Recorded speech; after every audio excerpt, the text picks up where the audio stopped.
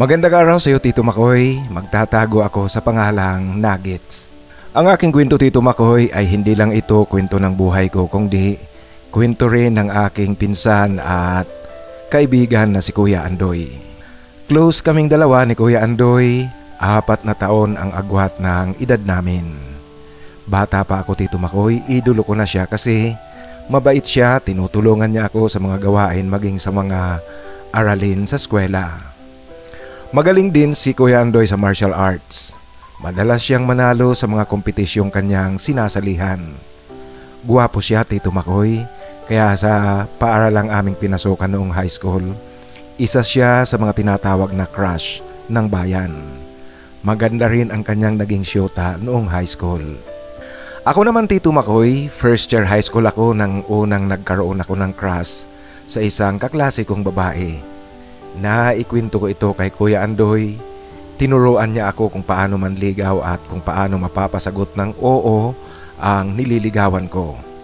Lahat na turo niya sa akin, Tito Makoy, effective kasi napasagot ko ang aking unang linigawan. Subalit palibhasa papilab pa nga lang naman, hindi rin ito nagtagal. Hanggang noong panahon lang ng pasukan kami, noong first year at noong sumunod na taon, lumipat na ng ibang paaralan ng aking syota. Alam mo, Tito Makoy, nalungkot ako, ngunit bata pa naman, hindi pa masyadong seryoso sa relasyon. Kaya madali akong nakamove on noon. Si Kuya Andoy naman pumasok na sa college, ibang paaralan na ang kanyang pinapasukan. Lumipat siya ng ibang lugar kasi sa lungsod namin, Tito Makoy, walang criminology course ang mga pamantasan dito. Criminology ang kinukuha ni Kuya Andoy. Nagkakaroon lang kami ng pagkakataon ni Kuya Andoy na magkwentuhan noong college na siya kung umuwi siya sa kanila. At dahil nga rin kay Kuya Andoy, pinili ko rin kunin ang criminology noong pumasok ako ng college. Naging personal trainer ko si Kuya Andoy sa martial arts.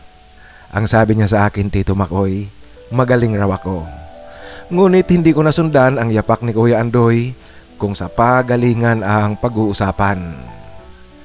Nang pumasa sa licensure exam for criminologist si Kuya Andoy, hindi naging mahirap sa kanya ang pagpasok sa pagpupulis. Matangkad kasi siya, matikas at maganda ang pangangatawan. Malapit sa Maynila ang kanyang naging destino, kaya sa Maynila umuwi itong si Kuya Andoy. Minsan, Tito Makoy, semestral break noon, pagkatapos ng final exam sa lahat na subjects ko, agad akong umuwi sa amin. Alam niyo po, natuwa ako kasi umuwi pala si Kuya Andoy. Meron pa siyang kasamang kaibigan niya at katrabaho. Siya si Diesel. Bagay sa kanya ang pangalang Diesel kasi parang si Vin Diesel ang katawan nito, bato-bato rin, Tito Makoy. Hindi naglalayo ang katawan nila ni Kuya Andoy. Ipinakilala ako ni Kuya Andoy kay Diesel at sinabi rin ni Kuya Andoy na magpupulis rin ako pag pupulis ang papasukin kong propesyon. Magaling, magiging kabaro ka pala namin. Yan ang wika ni Diesel sabay na nakipagkamay sa akin, Tito Makoy. Naku po, Kuya, sana nga swertihin din ako katulad nyo ni Kuya Andoy. Si Kuya Andoy ang idolo ko kaya sinusundan ko ang kanyang yapak. Iyan, Tito Makoy, ang wika ko kay Diesel. Naku pre, matinik sa chicks yung pinsan ko na yan. Mantakin mo, first year high school pa lang, meron na yang syuta. Yan ang wika naman ni Kuya Andoy kay Kuya Diesel. Nagmamalaki siya, Tito Makoy, kasi siya nga raw ang nagturo sa akin. Sa madaling kwento, Tito Makoy, naging masaya ang kwentuhan namin noong gabing iyon. At sa pananatili ni Diesel sa amin, naging malapit din kaming magkaibigan. Araw-araw kung saan-saan kami nakakarating noong nasa bakasyon sila.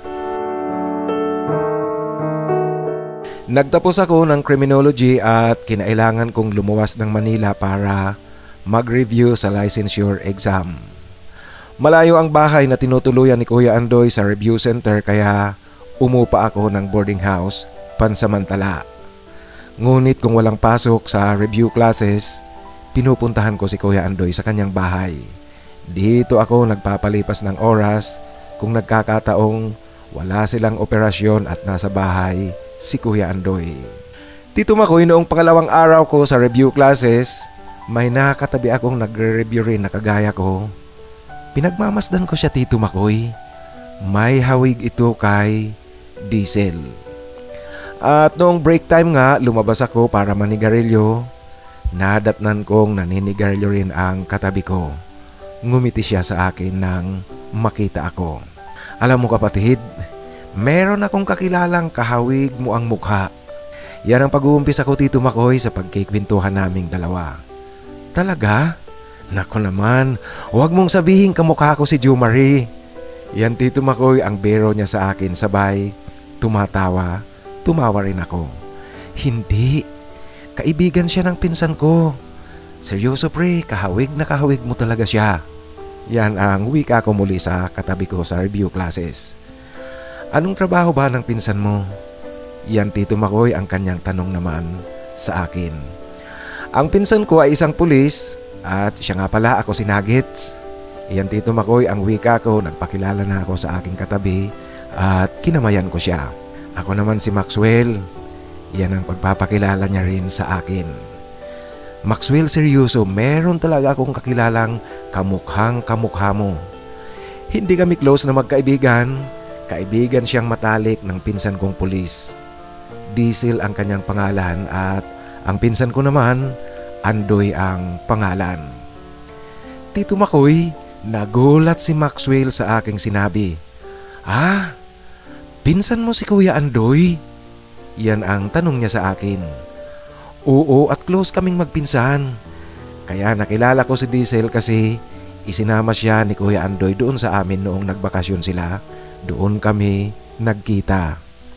Yan ang wika ko, Tito Makoy, kay Maxwell.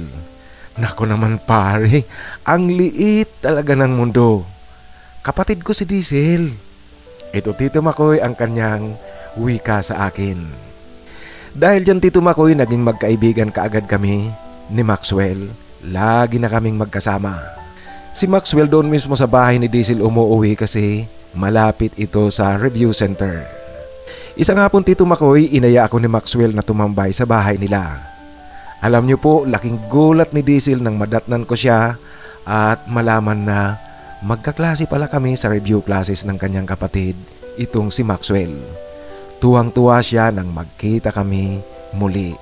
Kaya naman lalo kaming naging magkaibigan ni Maxwell.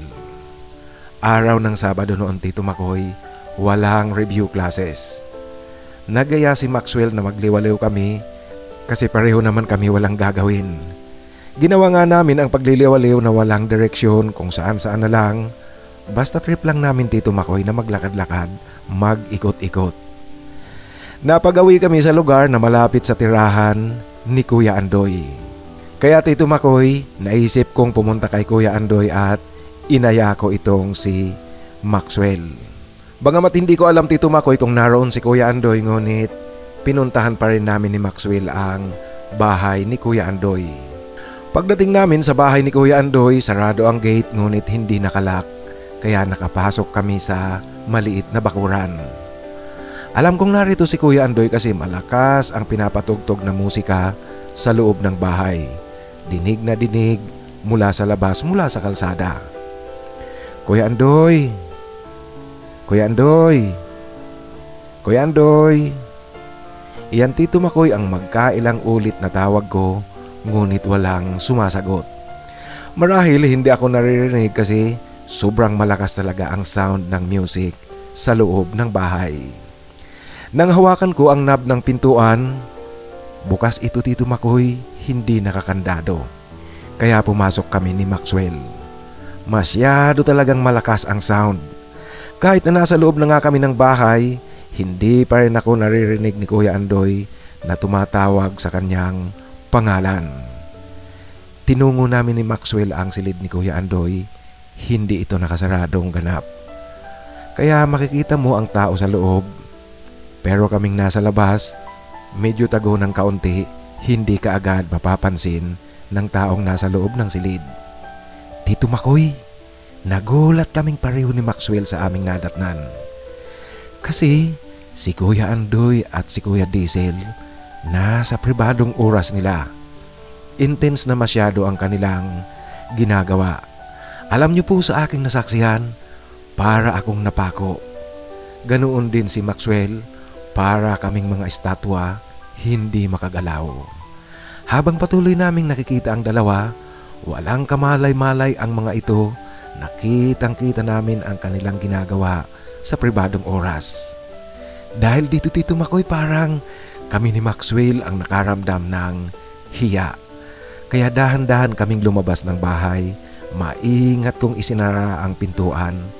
Umalis kaming hindi nakakagawa ng ingay. Hindi napansin ng dalawa ang pagdating namin at ang pag-alis namin. Umuwi kami ni Maxwell sa kanilang bahay. Alam niyo po, si Maxwell walang imik. Siyak na siyak siya sa kanyang natuklasan. Marahil Tito Makoy nahihiya sa akin at kitang-kita kong apektado siya ng husto. Kasi ba naman Tito Makoy, kapatid niya ang isa sa napanood namin. Ako Tito Makoy hindi gaanong apektado, bagamat gulat na gulat ako sa aking nasaksihan.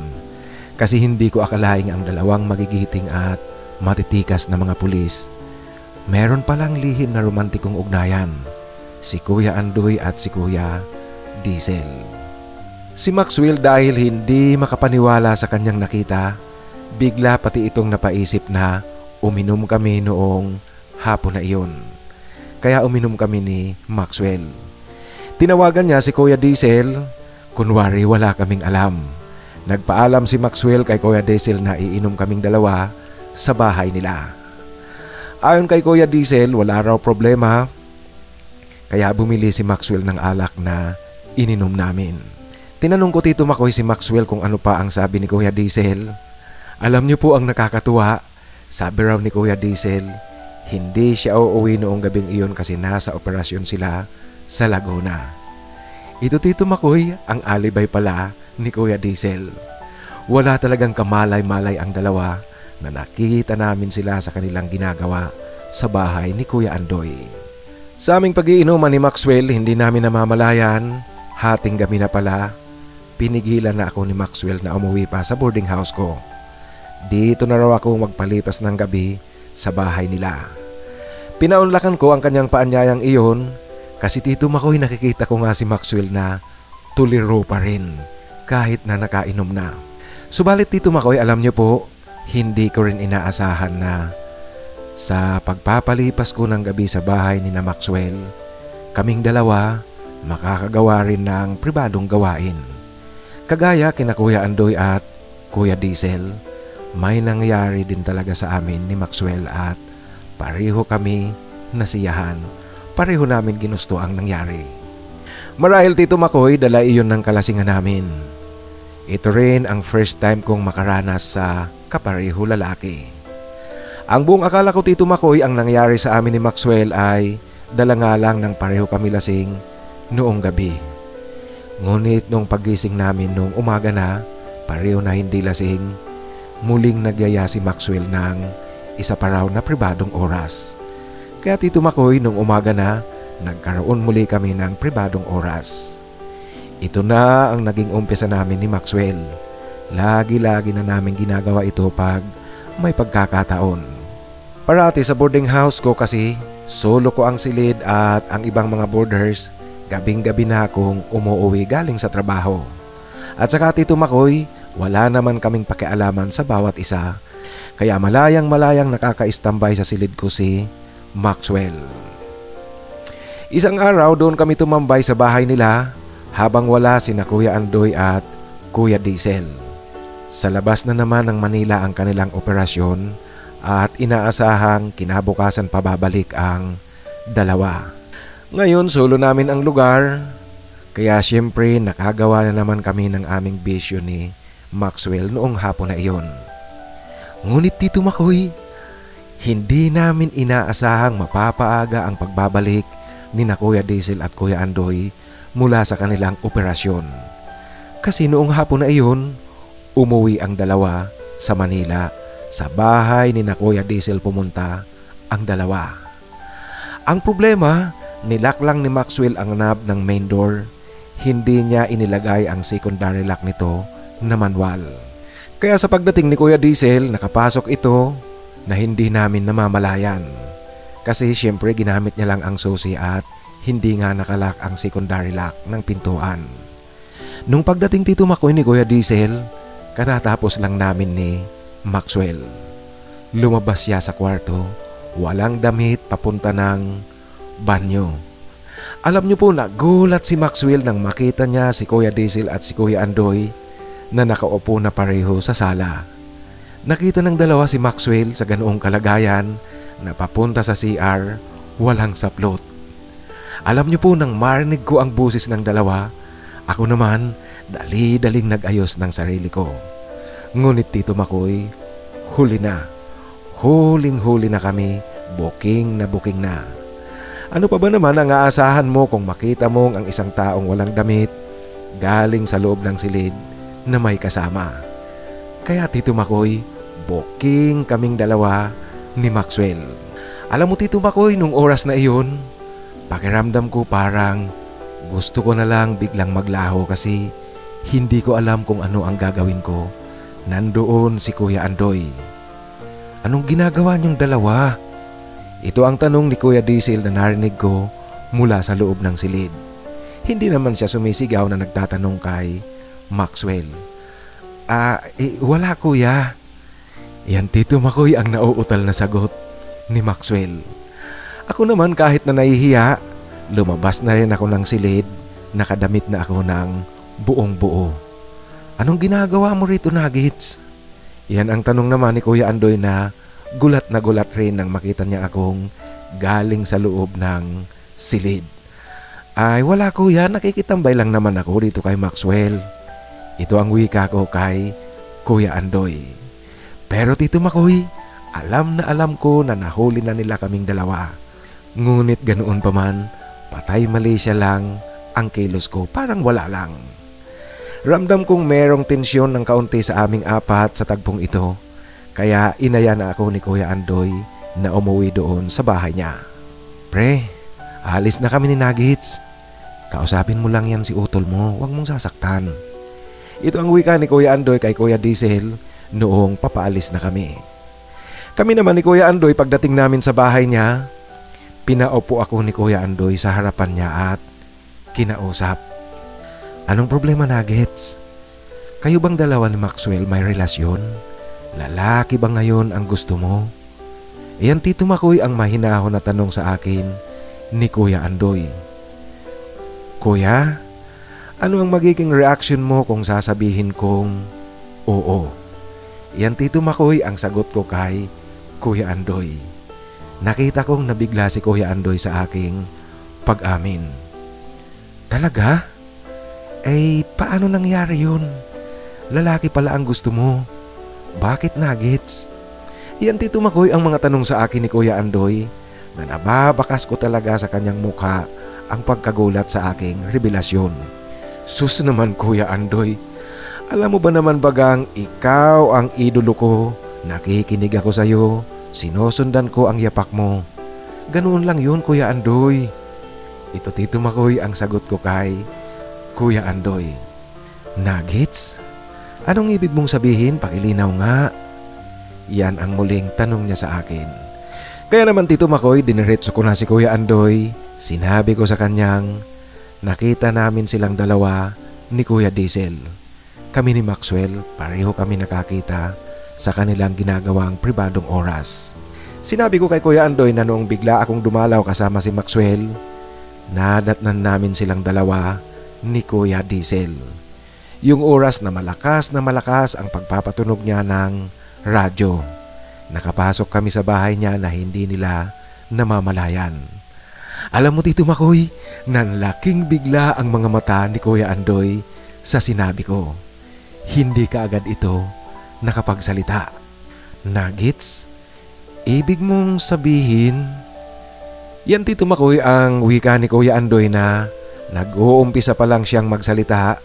Inunahan ko na siya Tito Makoy. Oo kuya, alam ko na lahat. Alam namin kung ano ang relasyon nyo ni Kuya Diesel.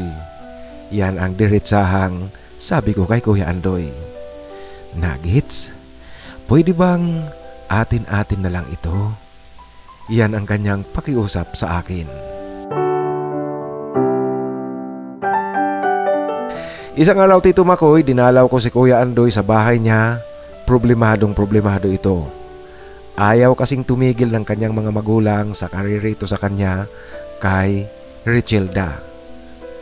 Kuya Andoy, sino namang Richelda yan na sinasabi mo? Yan ang tanong ko kay Kuya Andoy. Iwan ko ba dyan sa dalawa? Sabi sa akin maganda raw ito ang mapangasawa ko. Gusto nila ito para sa akin at isasama raw nila sa susunod na linggo dito sa Manila para magkita kami. Nuggets, anong gagawin ko? Iyan, Tito Makoy, ang wika at tanong sa akin ni Kuya Andoy. Kuya Andoy naman, manood kayo ng sine, maglakad-lakad, tapos ikaw na ang bahala kung ano pang gusto mong gawin. Iyan ang sagot ko, Tito Makoy, kay Kuya Andoy na nanunokso. Ulol ka pala, Nuggets, sapakin kaya kita dyan. Yan, Tito Makoy, ang sagot sa akin ni Kuya Andoy. Sa katunayan, Tito Makoy, ito talaga ang problema ni Kuya Andoy. Siyempre, hindi alam ni na uncle at auntie ang kanyang sikreto. Ang pakikipagrelasyon niya sa kanyang kabaro at kapartner sa trabaho, si Kuya Diesel. Dumating nga ang araw na dumalaw sina uncle at auntie kay Kuya Andoy kasama si Richelda. Nagkataon, Tito Makoy, na araw iyon ng Sabado, walang review classes. Nagpaalam ako kay Maxwell na hindi muna kami magkikita at pupunta ako kay Kuya Andoy. Kasi, Tito Makoy, inaabangan ko talaga ang pagdating ni na uncle at auntie. Dumating nga, Tito Makoy, sina uncle at auntie kasama si Richelda. Si Richelda nakasuot ito ng kulay dilaw na blusa at maiksing palda. Tapos ang kapal-kapal ng makeup at nakalipstick ito, Tito Makoy, ng pulang-pula talaga ang kulay. Nagkataon na noong oras na iyon, naubusan si Kuya Andoy ng soft drinks sa kanyang ref, kaya sinamahan ko siyang bumili sa tindahan para merong mainom sina auntie sa merienda. Si Kuya Andoy, Tito Makoy, hindi maipinta ang mukha. Kuya Andoy, okay naman baga si Richelda? Yan ang wika ko sa kanya. Anong okay sa'yo, Nuggets? Nakita mo na yung suot niyang damit? Kulay dilaw, parang hinog na saging. Tapos mataba, kaya para siyang hinog na saging na saba. Hinog na saba ang kanyang itsura. Yan, Tito Makoy, ang wika ni Kuya Andoy. Alam mo, Tito Makoy, natawa talaga ako sa paglalarawan ni Kuya Andoy na para raw sabang saging na hinog si Richelda. Oo nga, Kuya. Tapos nakita ko pa yung labi niya pulang-pula, parang hinog na sili. Ayaw mo noon, Kuya, hinog na saging at hinog na sili. Tamis at anghang meron ka. Yan, Tito Makoy, ang panunokso ko kay Kuya Andoy. Nuggets, gusto mong barilin kita dyan? Ikaw kaya ang irito ko dyan. Ito, Tito Makoy, ang wika ni Kuya Andoy na napipikon na. Naku naman, Kuya Andoy, bakit ako? Ano bang kinalaman ko dyan? Saka, hindi ako mahilig sa saba at hindi rin ako Bicolano na mahilig sa sili. Yan, Tito Makoy, ang panunokso ko talaga kay Kuya Andoy na hindi ko, Tito Makoy, mapigilan ang pagtawa ko habang nakikita ko si Kuya Andoy na problemado talaga. Pagbalik namin sa bahay ni Kuya Andoy, pumasok ako sa kanyang silid at humiga sa kanyang tulugan. Pumasok ako, Tito Makoy, sa loob ng kanyang silid kasi talagang hindi ko mapigilan ang sarili ko sa katatatawa kay Kuya Andoy. Tapos, Tito Makoy, narinig ko na sina auntie at uncle. Sige na, Andoy, dalhin mo na ang sasakyan. Pasyal-pasyal kayo ni Richelda. Ipasyal mo siya dito sa Manila. Ito, Tito Makoy, ang wika ni na auntie at uncle. Ako naman, Tito Makoy, habang nakahiga, talagang tumatawa akong mag-isa. Pilit ko lang, pinipigilang makagawa ng ingay. Habang tumatawa ako, Tito Makoy, na mag-isa, Pumasok sa silid si Kuya Andoy. Nang makita niya akong tumatawa, sinapok ako ni Kuya Andoy dahil pikon na pikon ito Tito Makoy. Kuya Andoy naman, nakakasakit ka na. Dinadala mo na lang yata sa pagiging pulis. Nakakasakit ka na. Ito Tito Makoy, ang pagrereklamo ko, ngunit tumatawa talaga ako. Hindi ko mapigilang tumawa. Walang nagawa si Kuya Andoy kung di sundin sina uncle at auntie.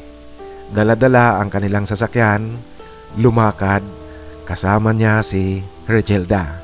Subalit Tito Makoy, wala pang 3 oras, bumalik na kaagad ang dalawa. Hindi ko alam kung saan lang dinala ni Kuya Andoy.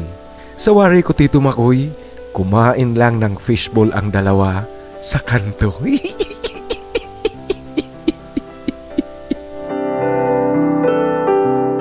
Nung umuwi na sa probinsya ang mga magulang ni Kuya Andoy, muli ko itong dinalaw sa kanyang bahay at gaya ng inaasahan ko Tito Makoy, problemado ang itsura niya, parang natalo sa pikwa. Nuggets, ang problema ko lang talaga sina mama at papa, ewan ko ba sa dalawang yan, bakit masyadong nakikialam sa buhay pag-ibig ko? Yan ang wika ni Kuya Andoy, seryoso, naiinis at problemado sa kanyang mga magulang. Nuggets, alam mo, ito ang problema ko. Hindi ko naman ginusto ang magkagusto at umibig sa kapwa lalaki. Pero wala akong magagawa kasi si Diesel ang gusto ko ngayon at nagmamahalan kaming dalawa. Alam mo Nuggets, kung pwede lang o kaya meron lang gamot o lunas sa tibok ng puso na dapat sa babae lang talaga ako magkagusto, magkaroon ng pagnanasa, iinumin ko at gagawin ko ang anumang lunas. Kung meron lang manggagamot na magagamot ang aking nararamdaman para magkagusto ako sa babae, magpapagamot talaga ako. Ngunit, alam mo naman, imposibleng merong ganoon. Walang ganoon. Yan ang wika sa akin ni Kuya Andoy na seryosong seryoso Tito Makoy. Naku Kuya Andoy, pwedeng magamot yan. Kayang-kaya yan ni Mang Ikong yung manggagamot doon sa atin. Alam mo Kuya Andoy, yung mga ganyan na nanggagamot sa mga nabarang, marunong ding manggayuma ang mga yan. Yan ang wika ko kay Kuya Andoy. Itarantado ka naman, anong kinalaman ng gayuma sa problema ko? Ito ang tanong sa akin ni Kuya Andoy Tito Makoy. Di ganito Kuya Andoy, sabihan natin si Mang Ikong na dapat magayuma ka ni Regelda para magkagusto ka sa kanya. Hahanap-hanapin mo siya at siya na lang ang laging laman ng iyong isipan, hindi na si Kuya Diesel. Yan Tito Makoy ang hindi ko na naman mapigilang tawa kay Kuya Andoy. Walang hiya ka talaga Nuggets. Alam mo, kung hindi ka titigil dyan, baka sa mukha mo itapon ko itong granada. Kung hindi ka titigil dyan, kaya tumigil ka dyan. Yan Tito Makoy, ang wika sa akin ni Kuya Andoy na naaasar na talaga. Natapos ang review classes, kumuha ko ng licensure exam at pagkatapos ng exam Tito Makoy, umuwi ako sa probinsya habang hinihintay ang resulta. At dahil nga meron kaming relasyon ni Maxwell, hindi ako pumayag na hindi siya sumama sa akin. Nagkasundo kasi kami Tito Makoy na sa amin muna kami magbabakasyon habang hinihintay ang paglabas ng resulta ng exam. At pagkatapos, doon naman kami sa lugar nila magbabakasyon. Yung pag-uwi namin iyon Tito Makoy, pareho nagtanong sa akin sina uncle at auntie kung kumusta raw si Kuya Andoy at kung ano raw ang comment ni Kuya Andoy kay Regelda. Siyempre Tito Makoy, kakampi ako ni Kuya Andoy kaya hindi ako nagpaligoy-ligoy. Sinabi ko talaga ang mga totoong comment ni Kuya Andoy. Yung suot nito na parang saging na saba, yung hinog na saba, at yung lipstick naman na pulang-pula, parang hinog na sili. Sinabi ko rin kina ante at uncle na ganoon din ang comment ko. Alam mo Tito Makoy, nagtawanan ang mag-asawa. Naku talagang bata yan, masyadong mapili. Ito ang wika ni auntie. Ngunit alam mo, Nuggets, meron pa kaming ireretong isa kay Kuya Andoy mo. Ito sigurado na akong magugustuhan niya ito. Yan Tito Makoy ang wika ulit sa akin ni Auntie at ng mag-asawa. Auntie, taga saan po ba yung irerito nyo? Nako Andoy, bukas pupunta yun rito, merong ihahatid na in-order kong bedsheet. Tingnan nyo na lang. Kinabukasan nga tumambay kami ni Maxwell sa kanila sa oras na sinabi ni Anting darating ang babaeng irerito nila kay Kuya Andoy. Tito Makoy, noong dumating iyon, ipinakilala sa amin ni Auntie. Alam niyo po ang itsura, mahaba ang buhok at merong sipit sa kanyang buhok tulad ng sipit ng matandang dalagang nakatirang malapit sa amin. Natawa ako Tito Makoy kasi ang itsura na naman manang na manang. Imaginin mo na lang sa panahon nating ito, mayroon pang sipit sa buhok. At noong makaalis nga yung babae, tinanong ako ni Auntie kung ano raw ang masasabi ko. Buong pagmamalaki Tito Makoy ang pagtatanong niya sa akin. Sinabi ko sa kanya na kahawig niya ang matandang dalagang malapit sa amin. Maging sa pananamit at kilos. Kulang na lang talaga ang ballpen at libro at yung pamalong stick para maging principal ng paaralan. Yan Tito Makoy ang wika ko kay Auntie. Alam niyo po, natawa ang mag-asawa sa sinabi ko. Ewan ko ba sa inyong magpinsan, nako. Kaya pala magkaibigan na magkaibigan kayo kasi pareho kayo hindi ko maintindihan. Ay nako talaga kayong mga bata kayo. Yan Tito Makoy ang reaksyon ni Auntie sa mga sinabi ko. Dumating nga ang resulta ng exam. Pareho kami pasado ni Maxwell kaya nagkaroon ng salo-salo sa bahay para sa aming dalawa. At gaya ng napagkasunduan namin ni Maxwell, nagbakasyon din ako sa kanila, sumama ako sa kanya pagkatapos na lumabas nga yung resulta. Kaya nanatili rin ako ng ilang araw doon kina Maxwell. At noong bumalik kami sa Manila para lakarin ang lisensya, sa boarding house pa rin ako tumuloy kasi hindi ko pa naman ito isinurrender sa may-ari. At noong bumisita ako kay Kuya Andoy, Nuggets, kumusta pala sina mama at papa? Yan ang kanyang tanong sa akin. Naku naman Kuya Andoy, ayun, nagtatanong sa akin kung ano raw ang masasabi mo sa babaeng hinog na sili. Yan ang sagot ko kay Kuya Andoy. Anong sinabi mo Nuggets? Yan ang kanyang pasunod na tanong sa akin Tito Makoy. Ano pa? Ang sabi ko kina Auntie at Uncle, kuhang-kuha nila ang taste mo sa babae. At alam mo Kuya Andoy, hindi lang yan. Nagkita kami ni Richelda. Nagtatanong rin siya kung kumusta ka raw. Kaya sinabi ko sa kanya na miss mo na siya. Yan Tito Makoy ang pangluloko ko kay Kuya Andoy. Nabad trip sa akin si Kuya Andoy. Hinawakan ako sa katawan ko at yung parte ng katawan ko na alam niyang naroon ang kiliti ko. Walang hiya ka, ba't mo sinabi yun? Tarantado ka talaga Nuggets. Iyan ang kanyang sabi sa akin Tito Makoy, kasabay ng kanyang pagkiliti sa akin. Patuloy siya sa pangingiliti bilang parusa sa akin. Alam mo Tito Makoy, ganito kasi kami ni Kuya Andoy mula noong mga bata pa kami. Palibhasa, sulong anak siya, wala siyang bunsong kapatid. Ako talaga ang kanyang inaalagaan noon. Ako ang kanyang laruan, kaya lumaki kaming close na close sa isa't isa. At ganito palagi ang ginagawa namin noong mga bata pa kami. Nagbukas si Kuya Andoy ng beer. Wala raw siyang gagawin, ilang araw pa bago ang sunod nilang operasyon kaya jamming daw kami. Ako naman Tito Makoy pumayag kasi matagal-tagal na rin kaming hindi nagbabanding na magpinsan. Mula kasi nang maging kami ni Maxwell, madalang na rin ang pagbisita ko sa kanya, liban pa sa busy rin siya sa kanyang trabaho. At ayon sa kanya, dito na raw ako matulog. Alam mo Kuya Andoy, meron akong balita sa iyo. Pupunta raw ulit dito sina Uncle at Auntie at merong bagong ipapakilala. Nakita ko na yung babae pumunta doon, nagdala ng in-order ni Anting bedsheet. Yan ang pagbabalita ko kay Kuya Andoy Tito Makoy. Sino naman ba yan at naku Nuggets, ano ba yung itsura na naman ang sinasabi mong yan?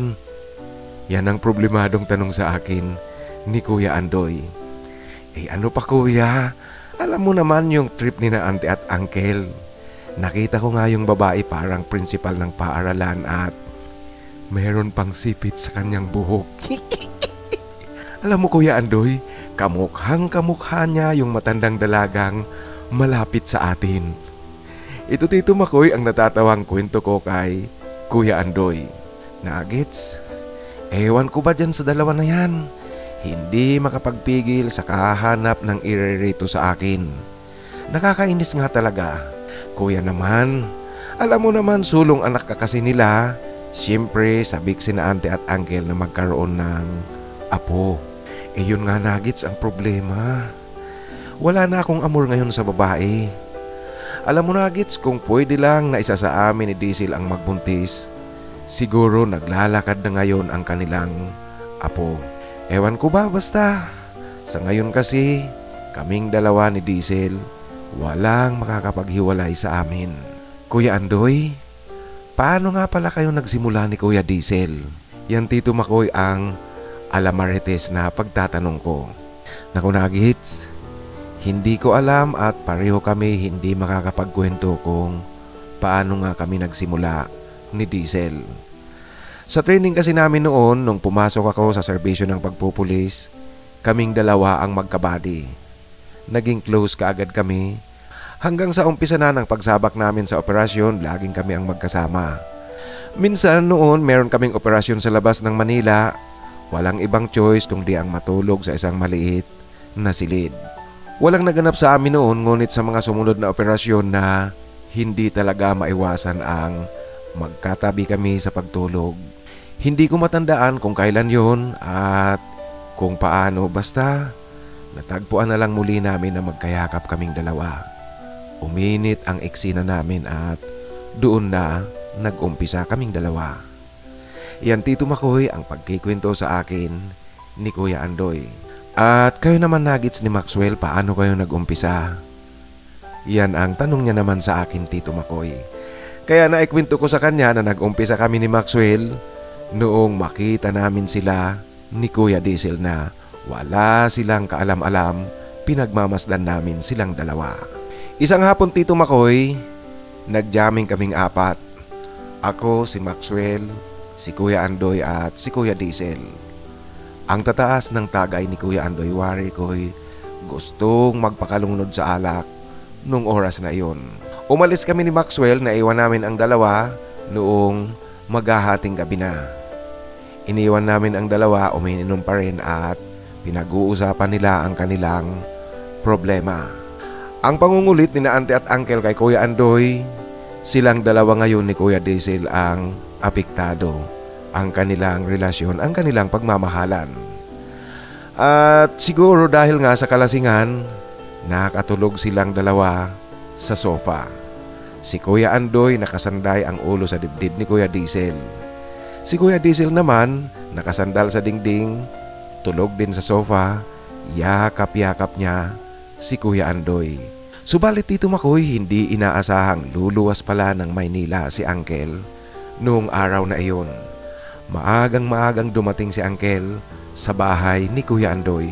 Pagdating ni Uncle, tinatawag niya si Kuya Andoy, kumakatok sa pintuan ngunit walang sumasagot. Ito'y dahil marahil sa nasa kasarapan ng pagtulog ang dalawa. Alam mo na Tito Makoy, paglasing tayo, nasa kasarapan ng pagtulog, mahirap talagang gisingin yan kahit na anong ingay pa ang gawin mo. Kaya ang ginawa ni Uncle, binuksan na niya ang pintuan kasi meron namang susi sina Uncle sa bahay ni Kuya Andoy.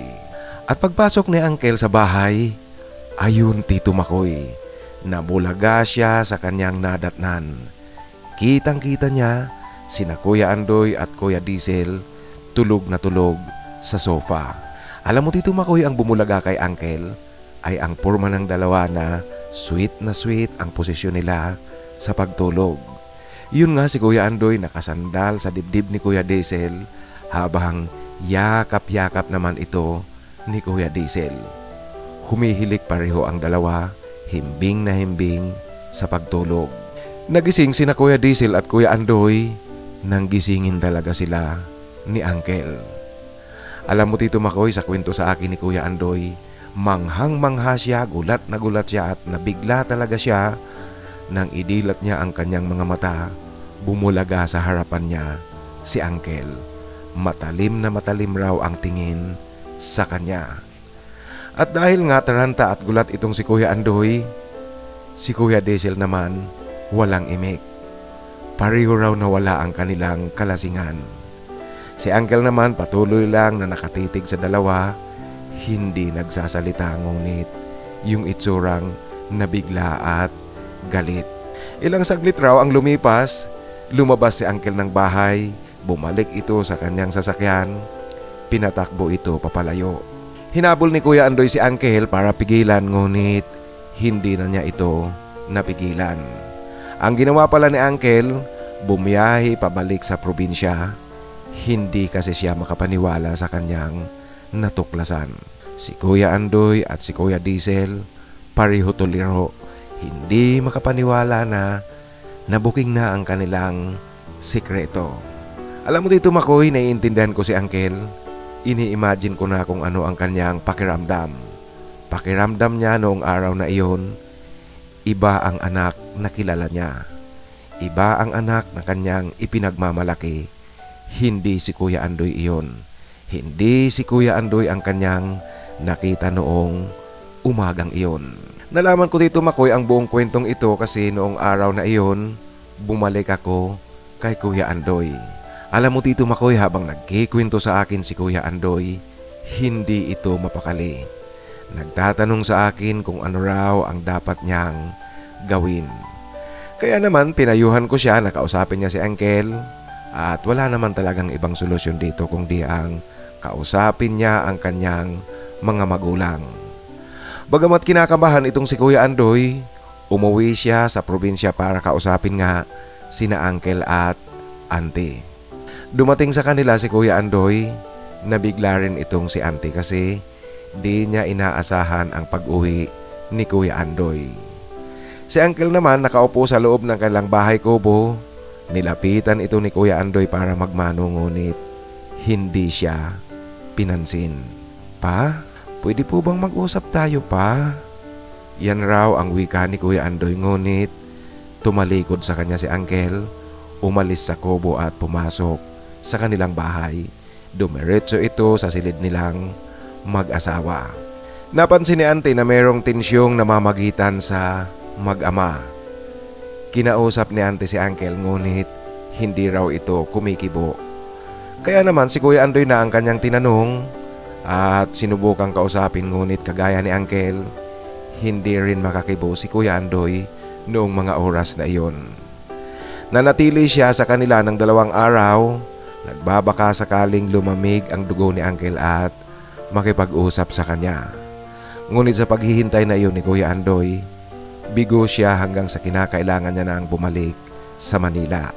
Subalit Tito Makoy, bago pala si Kuya Andoy nakabalik ng Manila, nagawa niyang ipagtapat kay Auntie ang buong kwento. Makalipas ang 3 araw mula nang bumalik si Kuya Andoy sa Manila, nakatanggap kami ng tawag mula kay Auntie. Isinugod pala sa ospital si Uncle, inatake ng high blood na stroke ito. Sinamahan ko si Kuya Andoy na umuwi sa probinsya dahil nga sa pagkaka-confine ni Uncle. Nakaligtas siya Tito Makoy sa unang stroke, subalit kailangang dalhin ito ni Kuya Andoy sa Manila para maalagaan. Mahirap kasi kung hindi niya dadalhin at isasama sa Manila kasi sa probinsya sina Uncle at Auntie lang, walang kasama ang mga ito. Kaya habang under therapy si Uncle, dito sa Manila, sa bahay ni Kuya Andoy nananatili ang mag-asawa. Lumipas Tito Makoy ang ilang buwan, nakabawi muli si Uncle, lumilinaw na ulit ang kanyang pagsasalita. Nabuhayan kami at nagkaroon ng pag-asang muling makakabawi at pabalik sa dating lakas si Uncle. Sa halos mag-iisang taon na pananatili nito sa Manila, kitang-kita ko rin Tito Makoy na malaki ang improvement. Masyado kasing dinamdam ni Uncle ang kanyang natuklasan kay Kuya Andoy. Hindi pa rin ito nakikipag-usap kay Kuya Andoy. Isang hapon Tito Makoy, Muling itinakbo sa ospital si Uncle. Malala ang kanyang pagkaka-stroke sa pagkakataong ito. Nung dumalaw kami ni Maxwell, inabutan namin sa ospital si Kuya Andoy at si Auntie. Alam mo Tito Makoy, dahil nga close kaming dalawa ni Kuya Andoy, naawa ako kay Kuya Andoy kasi hindi niya akalaing hahantong sa ganito ang tagpo. Hindi niya mapigilang sisihin ang kanyang sarili. Siya raw ang dahilan kung bakit nagkaganoon si Uncle. Ako naman Tito Makoy, lumapit ako kay Uncle kahit na tulog ito. Siguro Tito Makoy dahil sa lakas ng aking boses sa pagsasalita, nagising si Uncle, naimulat niya ang kanyang mga mata.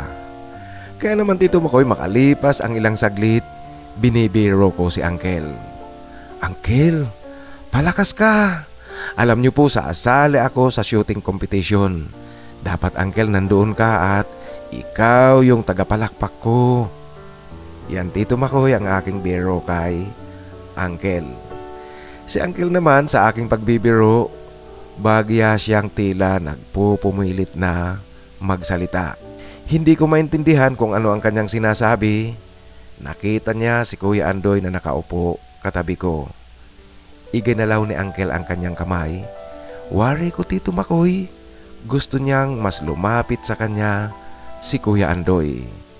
Kaya pinalapit ko si Kuya Andoy kay Uncle. Tama nga ako Tito Makoy sa aking pagkakaintindi. Gusto niyang lumapit sa kanya si Kuya Andoy. Kaya lumapit na mas lalo itong si Kuya Andoy. Yumuko ito at niyakap niya si Uncle. Umiiyak itong nagsalita. Pa, pasensya na po kayo pa kung nabigo ko kayo sa pangarap niyo pa.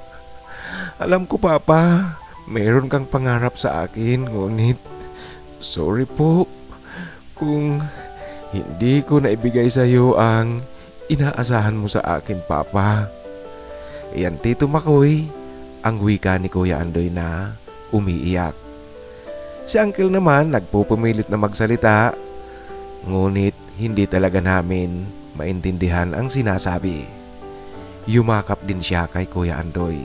Gamit ang kanyang kanang kamay at braso, ito kasi ang hindi paralyzed kay Uncle. Alam mo Tito Makoy, habang pinagmamasdan ko ang mag-ama, nalulungkot ako at natutuwa sa eksena. Kasi kahit papaano nagkakaintindihan na ngayon ang mag-ama at nalulungkot nga lang ako kasi ang kalagayan ni Uncle ay hindi maganda. Matagal na magkayakap ang mag-ama Tito Makoy. Si Auntie naman habang pinagmamasdan niyang magkayakap ang kanyang mag-ama, walang tigil ito sa pagpahid ng mga luhang dumadaloy sa mga mata. Ako Tito Makoy, hindi ko inaalis ang paningin ko sa mag-ama habang magkayakap sila. Nabanaag ko rin sa mukha ni Uncle na tila ngumiti ito. Ngunit Tito Makoy, makalipas ang ilang saglit, nakita ko na lang na ang kamay ni Uncle lumuluwag na sa pagkakayakap niya kay Kuya Andoy. At ilang sandali nga, narinig ko na lang na humahagulhol na si Kuya Andoy. Si Uncle naman, ipinikit na ang kanyang mga mata. Tuluyan ang nagpaalam. Hindi na iniuwi sa probinsya si Uncle, dito na sa Manila inilibing. Si Auntie naman, tuluyan nang sa bahay ni Kuya Andoy nakatira kasi wala itong kasama sa probinsya. Lumipas Tito Makoy ang mahigit 5 taon, pareho lumabas ng serbisyo sina Kuya Andoy at Kuya Diesel. Kasi nga mahirap sa katayuan nila kung mananatili pa sila sa serbisyo. Alam mo na Tito Makoy ang maaaring mga panghusgang gagawin sa kanila ng kanilang mga kasamahan sa organisasyon. Ang kaunting halagang natanggap nila sa kailang pagre-retiro, ginamit nilang puhunan ito para magtayo ng tindahan.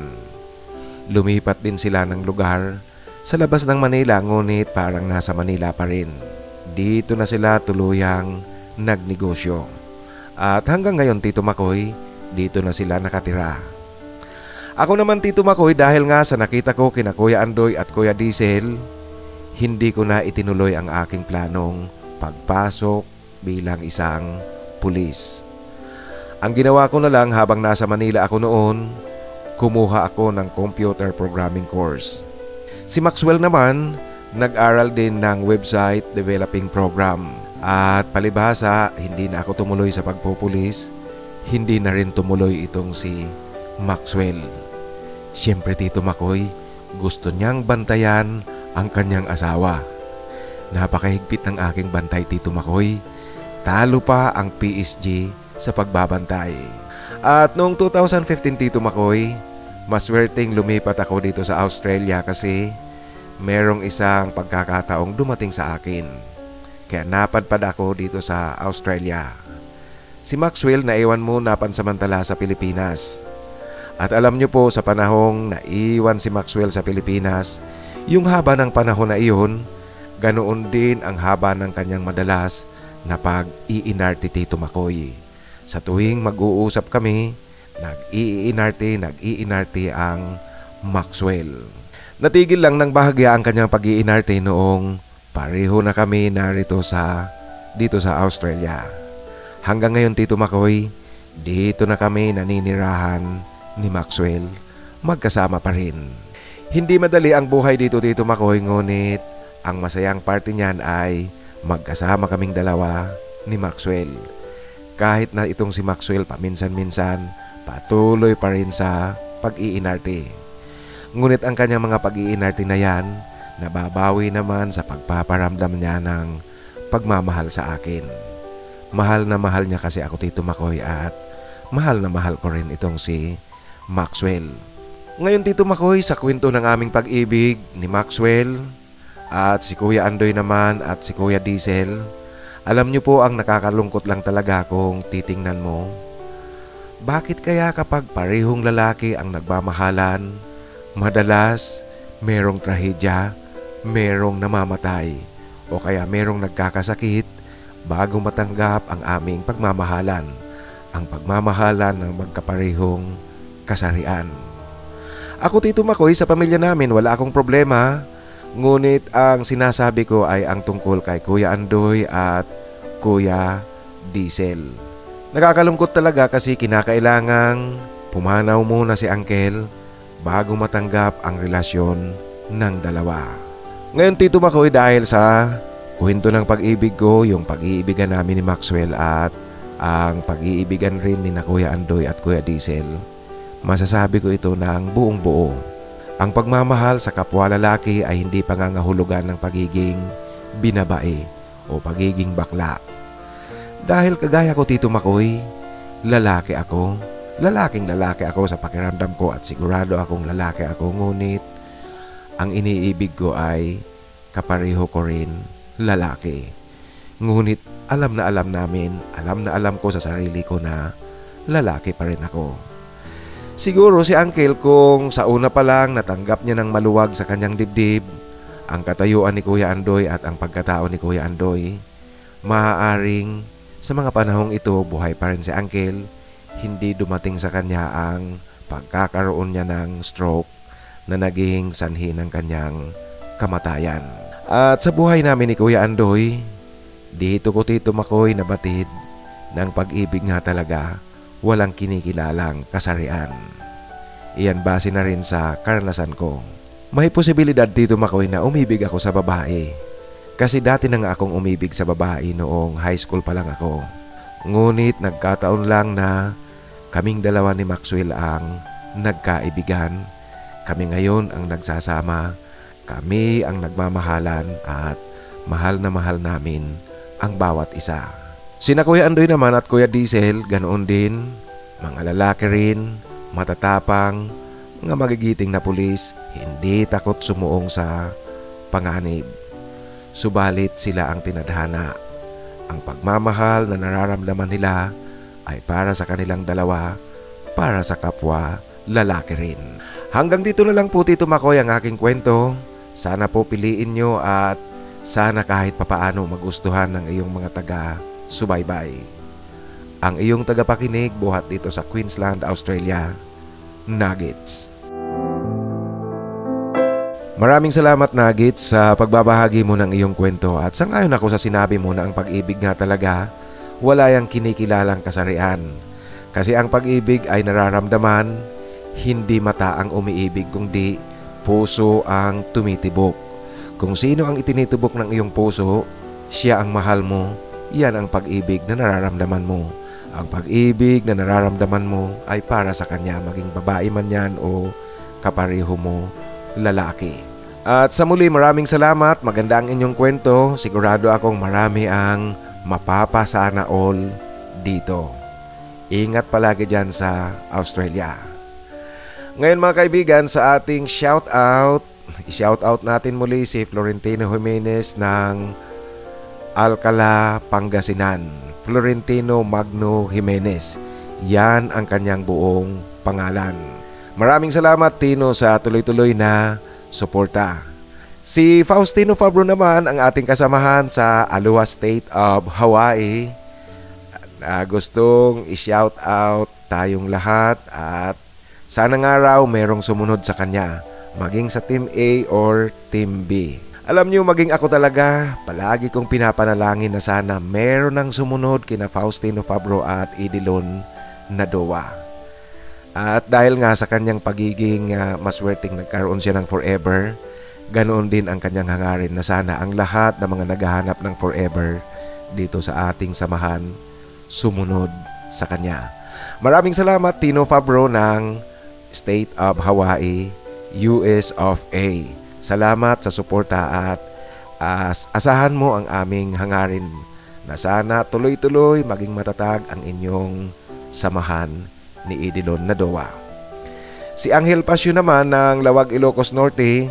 Angel nga talaga siguro ang tamang pagbigkas sa kanyang pangalan. Ang sabi niya sa akin, "Hello Tito Makoy, it's me again from Ilocos Norte, Lawag City." Kaya shout out sa iyo Angel Pasio. At si Mang Boy Puhanes naman, gusto niyang i-shout out si Chor Barrel ang handle name, Melchor Barrel ang pangalan. Melchor, kung nakikinig ka ngayon, alam mo doon sa comment mo, yung pag-shout out mo kay Mang Boy Puhanes doon sa kwento nating dahil sa biruan ng halik na nakakalimutan. Sina-shout out ka ngayon ni Mang Boy Puhanes at nag-reply na pala siya sa iyo. Naroon rin ang kanyang cellphone number. Ngunit wala pa siyang natatanggap na reply mula sa iyo. Kaya balikan mo yung comment mo doon sa dahil sa biruan ng halik na nakakalimutan, merong reply sa iyo si Mang Boy Puhanes. Kasi natatandaan ko ang sabi mo noon, gusto mong maging kaibigan itong si Mang Boy. Kaya balikan mo doon ang comment mo at saka mag-communicate ka kay Mang Boy Puhanes. Good luck sa inyong dalawa. At muli ang ating kasamahan sa Dubai, United Arab Emirates, si Adon Adon Vlogs. Shout out sa iyo Adon Adon at maraming salamat sa tuloy-tuloy na suporta. At syempre gusto kong i-shout out ang ating kapatid na si Boy Robles. Shout out sa iyo Boy at maraming salamat. Isa pang kapatid natin ang nagpapa-shout out, first time niyang magpa-shout out and he is from Australia. Ang kanyang handle name sa YouTube ay Ramon Sarmiento 1746. Ngunit ang pangalan niya raw ay Ramon Sarmiento, ano bang pangalan mo? Luis or Louie? Kasi ang nakasulat sa comment mo, sa tingin ko Luis. Kasi L-U-I, tila yata nakalimutan lang yung letter S. Pakilinaw mo para yung pag-shoutout ko sa iyo sa sunod, yung tamang pangalan na. Si Ramon Sarmiento gusto niya ring makahanap ng forever. Kaya isasama kita Ramon Sarmiento sa Team A. Ngunit linawin mo muna sa akin kung ano yung pangalan mo, Luis or Louie. At maraming salamat sa pakikinig mo. Kumusta sa inyong lahat dyan at shout out sa mga kasamahan natin sa Australia. Ang dalawa pang kasamahan natin, ito po yung sinasabi ko sa inyong mga kaibigan na kung magpapa-shoutout kayo, sa pinakahuling upload kayo magsulat ng inyong pagpapa-shoutout. Kasi kung sa mga nauna ng uploads, napakalaki ng posibilidad na hindi ko kaagad yan mabasa. Shoutout kay John Tigme, itong si John nagsulat doon sa kwento nating Ang Buhay ni Chino at Ang Pag-iibigan Namin. 4 months ago, ngayon ko palang nabasa. Shout out sa iyo John Tigme ng San Miguel, Bulacan at salamat sa pakikinig, salamat sa suporta. Ganoon din si Robert Rubin 086 ang kanyang handle name. As a Robert Ruben, shout out sa iyo at salamat. Pareho sila ni John Tigme na nag-comment ng magpapa-shout out doon sa Ang Buhay ni Chino at ang Pag-iibigan Namin. Maraming salamat Robert Rubin sa pakikinig. Siya nga pala mga kaibigan, bago ko basahin ang ating hinahanapan ng forever, bago ko sila i-shout out, muli ipaliwanag ko sa inyo, yung may mga comments, siguro magtataka kayo na minsan meron kayong comment na hindi nakikita sa comment section, hindi ipinapakita ng YouTube. Ewan ko ba kung anong kung paano kinaklasify yan ng YouTube, kasi may mga naka-hide na comments, kahit na yung comment na wala namang masama, hindi naman profane language ang ginamit, ngunit naka-hide sa YouTube. Yun ay mismo nasa program, nasa system mismo ng YouTube ang i-hide yan. Kaya huwag kayong magtaka kung minsan meron kayong mga comment na hindi lumalabas, hindi nakikita sa comment section, kahit na wala naman kayong sinabing masama. Ngayon sa ating hinahanapan ng forever, para doon sa mga nakikinig pa lang ngayon, mga bago nating tagapakinig, ang mga babanggitin ko pong pangalan, naghahanap yan ng forever, forever na karelasyon, forever na kaibigan, forever na kaugnayan. Shout out natin si Robert Mirapuente, naghahanap ng forever, Alfred TV 888, John M7V, John Inglaterra at si Alvin Santiago. Itong si Alvin Santiago, kung hindi ako nagkakamali, malapit ito dito sa bago kong tirahan ngayon. Alvin, hindi ba sa may katabi ka ng Naga yung Kamaligan? Oh, parang natatandaan ko itong si Alvin Santiago ay Uragon din.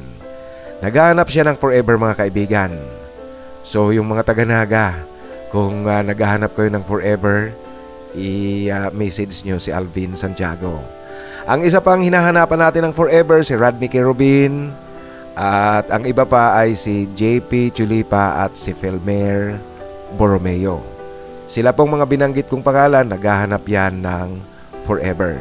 Sa muli mga kaibigan, maraming salamat sa inyong tuloy-tuloy na pakikinig, at sa mga nais na magpa-shoutout sa muli, isulat sa pinakahuling upload para siguradong mabasa ko yan. Sa mga nais namang magbahagi ng kanilang kwento, ipadala lang sa aking email, titomarcos@yahoo.com. Maraming salamat po sa inyong lahat. Ingat palagi at sumainyo sana ang biyaya galing sa itaas.